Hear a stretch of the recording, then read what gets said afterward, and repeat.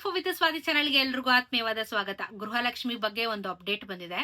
ಸರ್ಕಾರ ಹಣ ಕೊಡಿ ಅಂತ ಕೇಳಿದಾಗ ಒಂದಷ್ಟು ರೀಸನ್ಸ್ ಗಳನ್ನ ಕೊಡ್ತಾನೆ ಬಂದಿದ್ದಾರೆ. ಸೊ ಅದರಲ್ಲಿ ಇದು ಒಂದು ರೀಸನ್ ಇಲ್ಲ ಅಂತ ಹೇಳ್ತಾ ಇಲ್ಲ. ಬಟ್ ಇವಾಗ 31ನೇ ಕಂತಿನ ಹಣನ ಜಮಾ ಮಾಡಿ ಯಾವಾಗ ರಿಲೀಸ್ ಮಾಡ್ತೀರಾ ಅಂತ ಮಾಡ್ತಾ ಇರುವಂತ ಪ್ರಶ್ನೆಗೆ ಈಗ ಗವರ್ಮೆಂಟ್ ಯಾವ ರೀತಿ ಉತ್ತರ ಕೊಡುತ್ತೆ ಅಂತ ಹೇಳಿದ್ರೆ, ನಾವಿಷ್ಟು ಜನ ಖಾತೆಗೆ ಇಷ್ಟು ಅಮೌಂಟ್ ಹಾಕಿದೀವಿ ಅಥವಾ ಸತ್ತವ್ರ ಖಾತೆಗೆ ಇಷ್ಟು ಕೋಟಿ ಹೋಗಿದೆ, ಇಷ್ಟು ಲಕ್ಷ ಹೋಗಿದೆ ಅಂತ ಹೇಳಿ ವರದಿನ ಕೊಟ್ಟು ಬಿಡ್ತಾರೆ. ಸೊ ಅದೇ ಒಂದು ವಿಚಾರ. ಬಟ್ ಇಲ್ಲಿ ಸ್ವಲ್ಪ ಕಾಂಪ್ಲಿಕೇಟ್ ಆಗಿರುವಂತ ಒಂದು ಇಶ್ಯೂ ಕೂಡ ಇದೆ. ಈಗ ಸತ್ತವರ ಖಾತೆಗೆ ಹಣ ಹೋಗಿದೆ, ಕರೆಕ್ಟ್ ಅಲ್ವಾ? ಆದ್ರೆ ಇಲ್ಲಿ ಒಂದು ಹೈಕೋರ್ಟ್ ಇಂದಾನೇ ಒಂದು ಆರ್ಡರ್ ನ ಪಾಸ್ ಮಾಡಿದ್ದಾರೆ ಗೃಹಲಕ್ಷ್ಮಿ ಅಂದ್ರೆ ಕರ್ನಾಟಕ ಸರ್ಕಾರಕ್ಕೆ. ಒಂದು ಸ್ಟ್ರಿಕ್ಟ್ ಆಗಿರುವಂತ ಆಕ್ಷನ್ ಅಥವಾ ಇದು ಮಾಡಿದ್ರೆ ತಪ್ಪಾಗತ್ತೆ ಅನ್ನೋದ್ರ ಬಗ್ಗೆ ಇವಾಗ ಸ್ವಲ್ಪ ಗೌರ್ಮೆಂಟ್ಗೆ ಬುದ್ಧಿನೇ ಹೇಳ್ತಾ ಇದ್ದಾರೆ. ಸೊ ಒಂದು ವಿಚಾರ, ಇಂಪಾರ್ಟೆಂಟ್ ವಿಚಾರನೆ ಹೌದು. ಇವಾಗ ಸತ್ತವರ ಖಾತೆಗೆ ಬಹಳಷ್ಟು ಅಮೌಂಟ್ ಹೋಗಿದೆ, ಅದ್ರ ಬಗ್ಗೆ ನಾನು ಹೇಳಿದೀನಿ ನಿಮ್ಗೆ ಬಹಳಷ್ಟು ಬಾರಿ. ಇವಾಗ ಬಂದಿರುವಂತ ಒಂದು ಅಪ್ಡೇಟ್ ಬಗ್ಗೆನು ಹೇಳ್ತೀನಿ. ವಿಡಿಯೋನ ಕಂಪ್ಲೀಟ್ ಆಗಿ ವಾಚ್ ಮಾಡಿ, ಚಾನಲ್ ಆಗಿ ದಯವಿಟ್ಟು ಸಬ್ಸ್ಕ್ರೈಬ್ ಮಾಡ್ಕೊಳ್ಳೋದನ್ನ ಮರಿಬೇಡಿ. ಇವಾಗ ನಿಮ್ಗೆ ಗೊತ್ತು, ಗೃಹಲಕ್ಷ್ಮಿ ಹಣ ಸತ್ತವರ ಖಾತೆಗೆ ಎಷ್ಟು ಕೋಟಿ ಹಣ ಹೋಗ್ತಾ ಇದೆ. ಎವ್ರಿ ಮಂತ್ ನಾವು ಈ ಒಂದು ಭಾಗದಲ್ಲಿ ಅಥವಾ ಈ ಒಂದು ಜಿಲ್ಲೆಯಲ್ಲಿ ಇಷ್ಟಿಷ್ಟು ಅಮೌಂಟ್ಗಳು ಹೋಗಿದೆ ಅಂತ ಹೇಳ್ಬಿಟ್ಟು ಆಕ್ಚುಲಿ ಗೃಹಲಕ್ಷ್ಮಿ ಅರ್ಜಿನ ಸಲ್ಲಿಸಿದ ಮೇಲೆ ಇಲ್ಲಿವರೆಗೂ ಅಂದ್ರೆ ಇವಾಗ 3 ವರ್ಷ 2.5 ವರ್ಷ ಆಗ್ತಾ ಬಂತಲ್ವ ಸರ್ಕಾರ ಬಂದು, 3 ವರ್ಷ ಆಯ್ತು ಆಲ್ರೆಡಿ, ಸಾರಿ 3 ವರ್ಷ ಆಯ್ತು.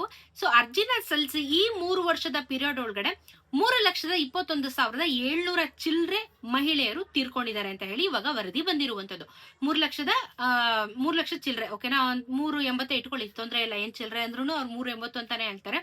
ಸೊ ಇಷ್ಟು ಫಲಾನುಭವಿಗಳು ತೀರ್ಕೊಂಡಿದಾರಲ್ಲ, ಇದರಲ್ಲಿ ಕೆಲವ್ರದ್ದು ರಿಕವರಿನ ಮಾಡ್ಬಿಟ್ಟಿದ್ದಾರೆ ಅಮೌಂಟ್ ನ. ನಾನು ಹೇಳ್ದೆ ನಿಮ್ಗೆ, ಆಶಾ ಕಾರ್ಯಕರ್ತೆಯರು ಮನೆ ಮುಂದೆ ಬರ್ತಾರೆ, ರಿಕವರಿ ಮಾಡ್ತಾರೆ ಅಂತ ನಿಮ್ಗೆ ನಾನು ತುಂಬಾ ಬಾರಿ ವಿಚಾರವಾಗಿ ಹೇಳಿದೀನಿ. ಅಫ್ಕೋರ್ಸ್ ಇದಕ್ಕೆ ಬಂದು ಅವರು ವಾಪಸ್ಸು ದುಡ್ಡನ್ನ ಕಲೆಕ್ಟ್ ಮಾಡ್ಕೊಂಡಿದ್ದಾರೆ. ಸಮಸ್ಯೆ ಆಗ್ತಾ ಇರುವಂತದ್ದು ದುಡ್ಡನ್ನ ಕಲೆಕ್ಟ್ ಮಾಡ್ಕೊಂಡಿರೋದು ಆಯ್ತು. ಆದ್ರೆ ಈಗ ಇನ್ನೊಂದು ರೀತಿಯ ಸಮಸ್ಯೆ ಕ್ರಿಯೇಟ್ ಆಗಿದೆ. ಸತ್ತವರ ಖಾತೆ ಅಂದ್ರೆ ಅವ್ರ ಹತ್ರ ಅವ್ರ ಅಕೌಂಟ್ ಚೆನ್ನಾಗಿದ್ದಾಗ ಅವ್ರ ಅಕೌಂಟ್ ಅವ್ರಿಗೆ ATM ಕಾರ್ಡ್ಗಳನ್ನ ಕೊಟ್ಟಿರ್ತಾರೆ.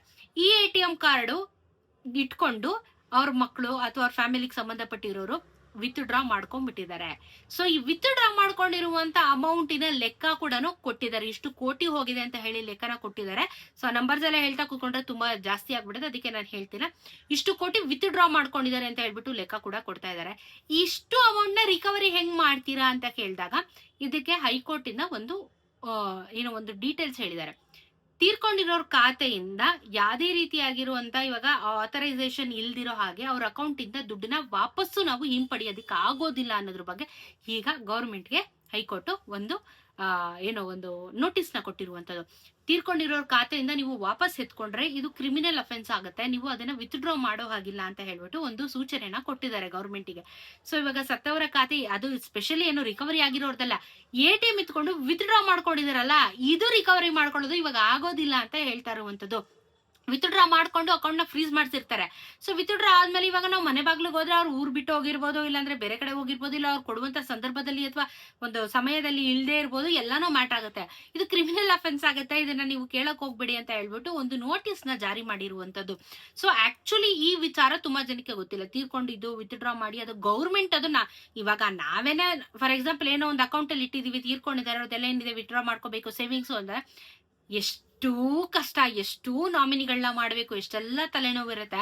ಸೊ ಅಂತದ್ರಲ್ಲಿ ಈಗ ಗೌರ್ಮೆಂಟ್ ವಿತ್ಡ್ರಾ ಮಾಡ್ಕೋತೀನಿ ಅಂತಂದ್ರೆ ಅವ್ರಿಗೂ ರೈಟ್ಸ್ ನ ಕೊಡ್ತಾ ಇಲ್ಲ ನೋಡಿ. ಯಾಕಂದ್ರೆ ಅಂಡರ್ RBI ರೈಟ್ಸ್ ಬರುತ್ತೆ, RBI ರೂಲ್ಸ್ ಬರುತ್ತೆ. ಇದೆಲ್ಲಾನು ಎಲ್ಲದಕ್ಕೂ ಆಥರೈಸೇಷನ್ ತಗೋಬೇಕು. ಇವಾಗ ನನ್ನ ಹತ್ರ ನನ್ ಯಾರಾದ್ರೂ ಒಬ್ರು ನನ್ನ ಫ್ಯಾಮಿಲಿ ತೀರೋಗಿದ್ದಾರೆ, ನಾನು ವಿತ್ಡ್ರಾ ಮಾಡ್ಕೊಂಡ್ಬಿಟ್ಟಿದ್ದೆ, ನಾನು ಆಥರೈಸೇಷನ್ ಕೊಡ್ಲೇಬೇಕು. ನನ್ನಲ್ಲಿ ಓಕೆ ನೋ ಅಬ್ಜೆಕ್ಷನ್ ಸರ್ಟಿಫಿಕೇಟ್ ಇದೆ, ಸರಿ ಆಯ್ತು ನಾನು ವಾಪಸ್ ಕೊಡ್ತೀನಿ ಅಂತ ನಾನು ಓಕೆ ಅಂತ ಹೇಳಿದ್ರೆ ಮಾತ್ರ ಅಮೌಂಟ್ ನ ಗೌರ್ಮೆಂಟ್ ವಿತ್ಡ್ರಾ ಮಾಡ್ಕೊಳಕ್ ಆಗೋದು.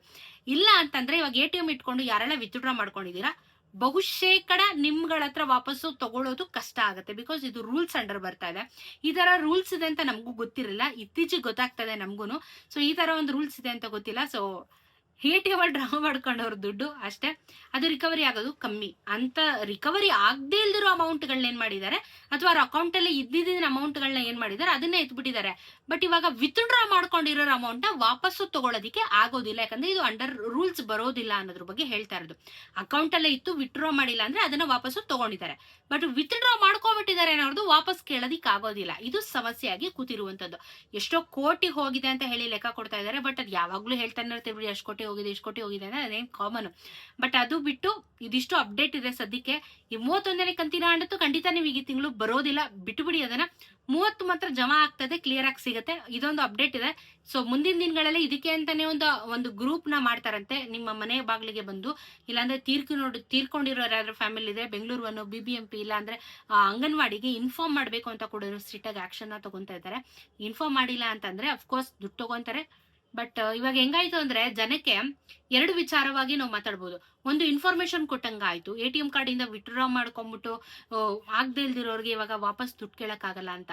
ಮುಂದಕ್ಕೆ ಯಾರಾದ್ರೂ ತೀರ್ಕೊಂಡ್ರೆ ಜನ ATM ಇಟ್ಕೊಂಡು ದುಡ್ಡನ್ನ ಡ್ರಾ ಮಾಡ್ಕೊಳ್ಳೋ ಚಾನ್ಸಸ್ ಇರುತ್ತೆ. ಎರಡನ್ನೂ ಗುಂಡಿ ಅವರೇ ತೋಡ್ಕೊಂಡವ್ರು ಇವಾಗ ಗೌರ್ಮೆಂಟ್.